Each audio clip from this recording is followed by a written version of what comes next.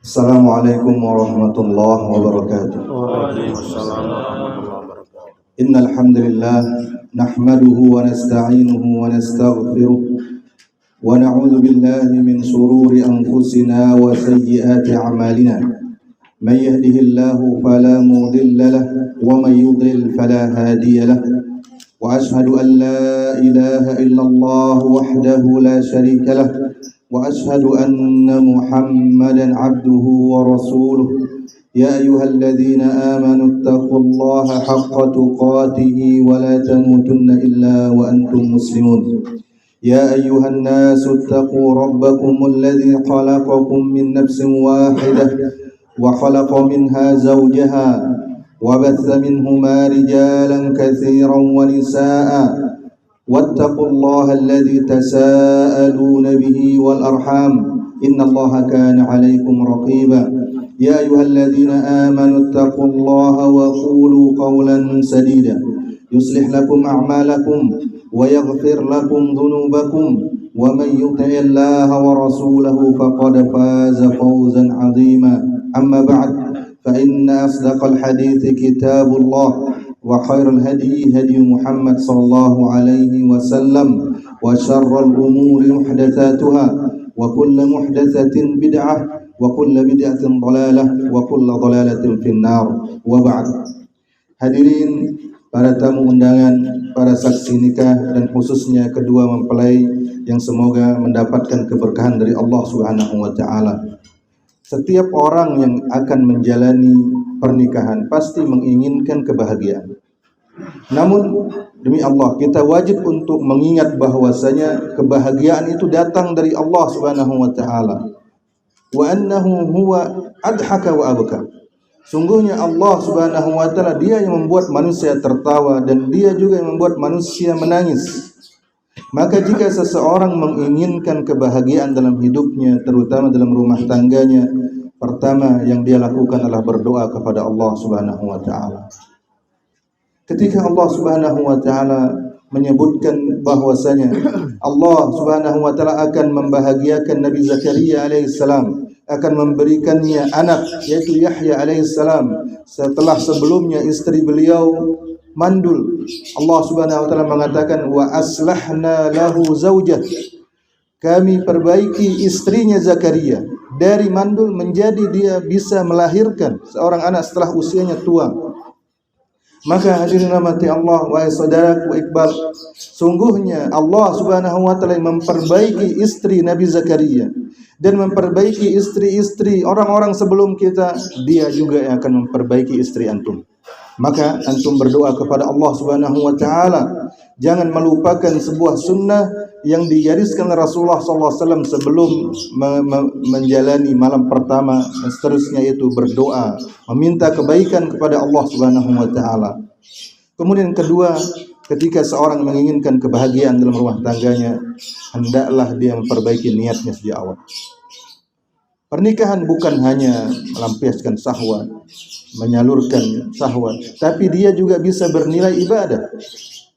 Karena itu Nabi SAW bersabda tentang orang yang pasti mendapatkan bantuan dari Allah Subhanahu wa taala. Salasatun haqqun 'ala Allah aunuhum. 3 orang yang pasti akan dibantu oleh Allah Subhanahu wa taala. Yang ketiga Nabi SAW sebutkan wan nakih yuridul afaf. Seorang yang menikah karena dia ingin menjaga dirinya. Dia ingin menjaga dirinya dari dosa, dari zina, dari segala hal yang diharamkan oleh Allah Subhanahu wa taala melalui pernikahan tersebut. Maka dengan niat tersebut, maka pernikahannya akan menjadi betul-betul ibadah dan akan diberkahi oleh Allah Subhanahu wa taala berdasarkan janji dari Rasulullah sallallahu alaihi wasallam. Kemudian ketiga, wahai saudaraku dan saudariku, hendaklah Nabi SAW menjadi contoh dalam berumah tangga. Laqad kana lakum fi Rasulillah uswatun hasanah. Sungguhnya dalam diri Rasulullah SAW terdapat contoh yang baik. Nabi SAW betul-betul menjaga perasaan istri-istri beliau SAW radhiyallahu anhunna ajma'in. Cara beliau masuk ke rumah saja, kata Aisyah radhiyallahu taala anha, Nabi SAW ketika masuk rumah seolah-olah beliau tidak ada kecurigaan sedikit pun pada istri-istri beliau. Beliau tidak pernah masuk mengendap-endap. Beliau tidak pernah mengejutkan istri beliau ketika beliau pulang safar. Dan beliau selalu mengawali dengan memakai siwak agar beliau masuk dengan nafas yang harum. Subhanallah.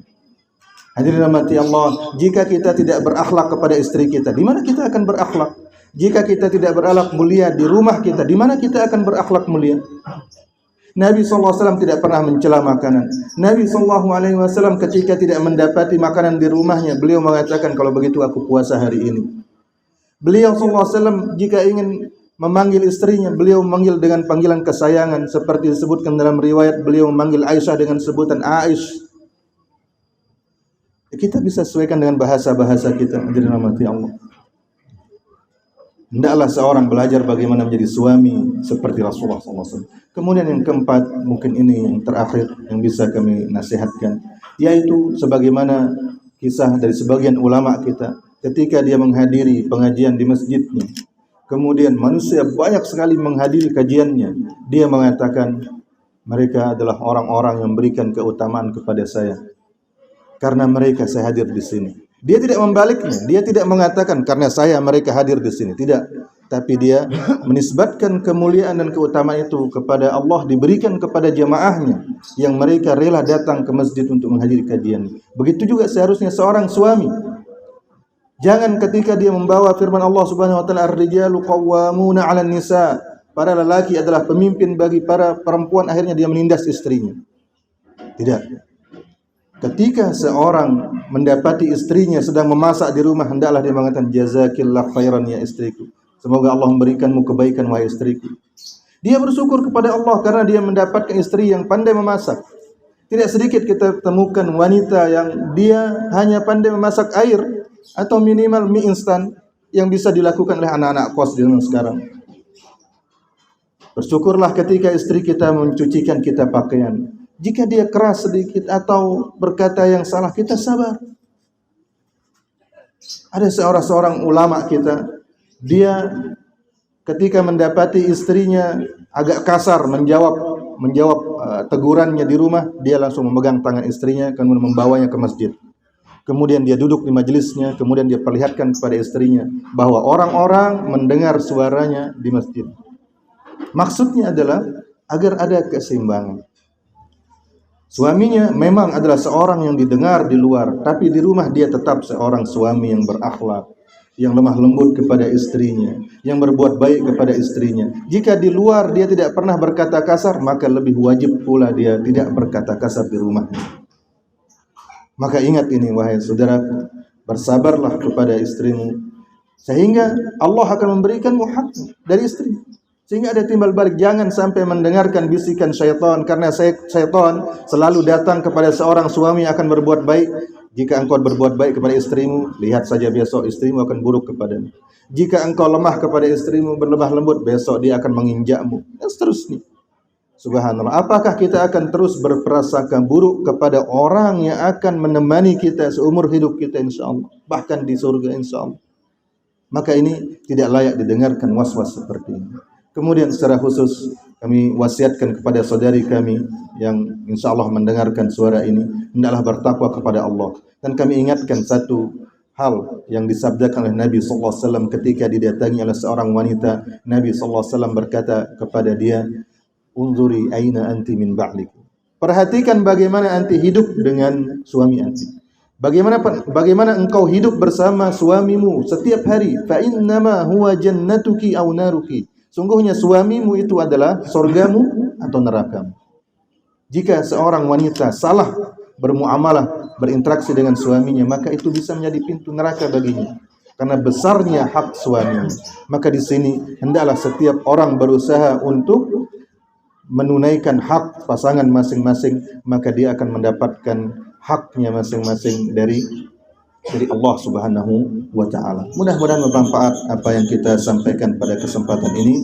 Wallahu taala alam bisawab. Wa sallallahu ala nabiyina Muhammad wa ala alihi wa sahbihi wasallam. Wassalamu alaikum warahmatullahi wabarakatuh. Waalaikumsalam warahmatullahi wabarakatuh. Hadirin tamu undangan